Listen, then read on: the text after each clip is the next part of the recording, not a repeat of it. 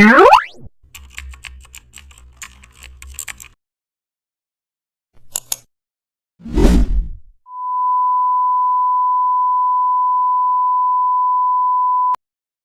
back to the channel. Don't forget to like, share and subscribe for more updates. Let's design a business logo using clean geometric custom shape. We begin by placing a rectangle or circle as the core structure. Then we add complementary shapes to build a professional identity.